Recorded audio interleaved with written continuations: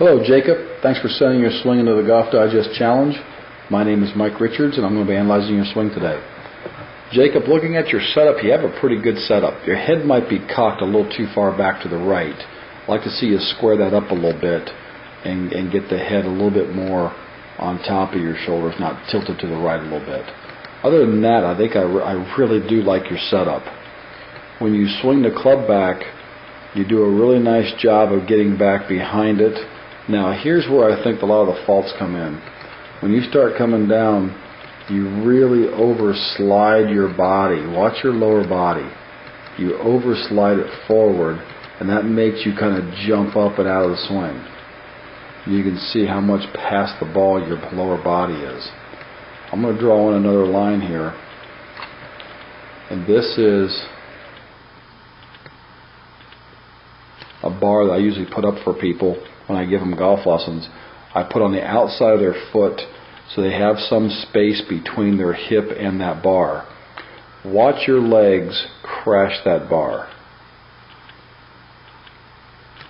That's a lot of slide going on. Now, most of the students, when I teach them, I want them to come down to the bar and then have their hips make a very big turn back towards this tree or this building back here.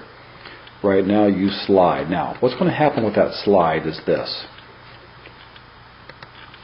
When you slide that far forward, watch your glove hand in your left arm. As you hit it, you see your arm kind of separate from your body. So now, I'm going to show you a model. The model I use a lot is Brad Faxon. He's got a very good job of what he does with his left arm. And watch his left arm come down, strike the ball, rotate over. Now let's look at the gloves from your swing and his swing. His swing, his right hand would be over top of that glove, or his left hand would be under his right arm. Your left hand is still above your right arm. So there's really no releasing of the club. So most likely the ball flight is going to be a little bit more of a block, maybe even a slice for you. Okay? You might hit some thin sounding shots. Let's keep going with this. You see this elbow kind of wing out here, this left elbow? Watch Faxon's. Keep getting and rotating. And how it stays right against the side and rotates right on over. So Jacob, the thing I'd work on is really not having that lower body push so far forward, because that to me is causing that little flip to your hands and not the proper release. If you have a pro nearby you can take a lesson or two from, those are the two things I'd work on. Your setup looks good.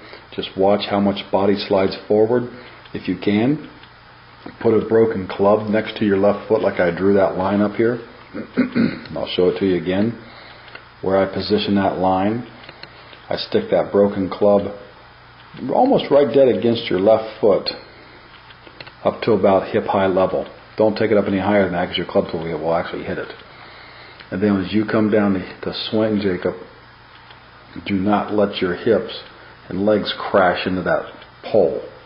That's where we want more of a rotation. You do a nice rotation to your right hip in the backswing.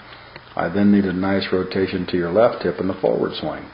And then that's going to allow you to get more of a release of the golf club with your arms. And that's what I'd like you to the two things I'd like you to work on. Number 2 would be that release versus that release.